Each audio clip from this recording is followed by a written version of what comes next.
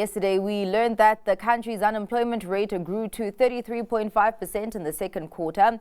Zooming in closer on the data, 35.2% of young people aged 15 to 24 years are not in employment, education or training. Pan-African Leadership Development Organization LEAP Africa, in collaboration with the National Youth Development Agency and others, recently focused on intensifying youth action for the Sustainable Development Goals of 2030, and it includes job creation. Lwazi Khoza from the National Youth Development Agency joins us for greater perspective on creating work experience opportunities for SA's youth. Thank you so much for your time, Lwazi. It was really quite staggering to see the unemployment figures for the second quarter coming out yesterday, and of course the biggest crisis there being youth unemployment.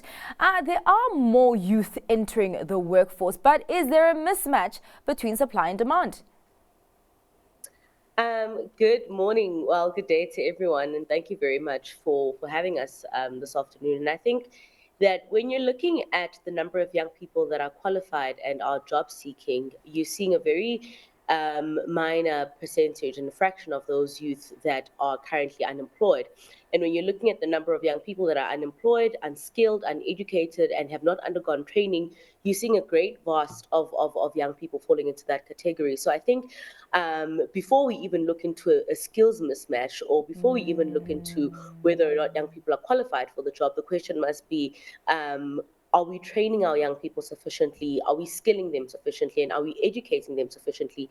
And at this point in time, unfortunately, the answer that we find ourselves with is no. And that's why we find ourselves in a position where a lot of young people aren't able to land that first opportunity. And hence the interventions by LEAP Africa, as well as the NYDA through its National Youth Service Program. It's quite interesting because I spoke to an economist yesterday on the numbers that came out, and he actually said within that youth unemployment crisis, the biggest hurdle is actually the youth getting their first job. There's been a heavy debate on social media about unemployability or perceived unemployability of the youth.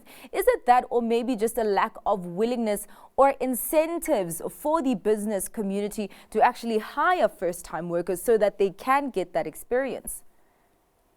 I think when you're looking at the current demographic of job seekers, particularly within youth, and you're correct in saying that a great deal of them are failing and struggling to land that first opportunity. We also need to appreciate the fact that we do have a great cohort of young people who potentially have left school prematurely and have not gained the necessary skills that would make them appealing to the labor market. And that is why, through programs such as the National Youth Service Program, we're able to say to young people that if you're 18 years of age and you are basically, you could contribute greatly to the labor force, you could look into volunteerism as a means of obtaining work experience, because we know that it is far easier for young people to become employable if they're already within the mainstream economy. So when you're looking at that big category of young people that is currently sitting within the NEET bracket, which is the young people that would say are not in employment, not in training, and not educated, those are the focus. That's the focal point of the National Youth Service, to say we want to give you a foot in the door so that you're able to navigate around the room of employment and then move yourself to the next room. So we really do find that public employment initiatives, volunteerism, in as much as sometimes they are not as appealing as what an office job or any other form of job would be, because also we do know that they are heavily reliant on stipends, they are reliant on some are reliant on donors and sponsorships and the availability of funds to make sure that the programs still run.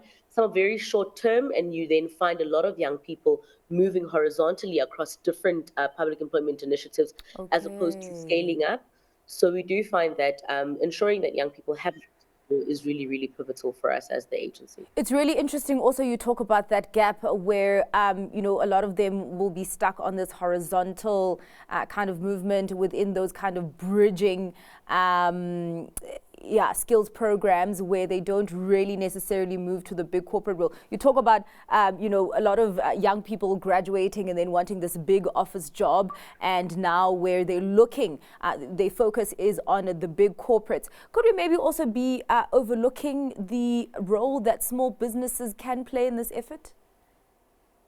I mean, small businesses play a very fundamental role in the creation of employment. Currently, through the NYDA, in the previous financial year, we funded 2,200 SMMEs.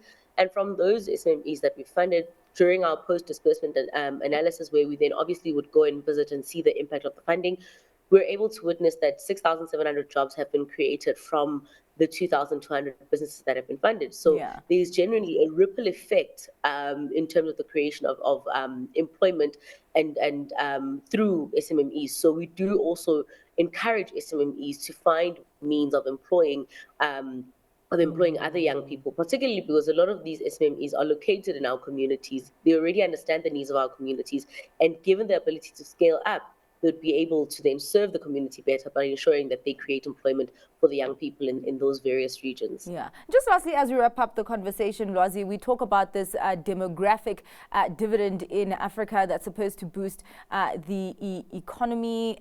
And I'm wondering how far are we in terms of actually using that to even scale up the targets set by the UN's Sustainable Development Goals?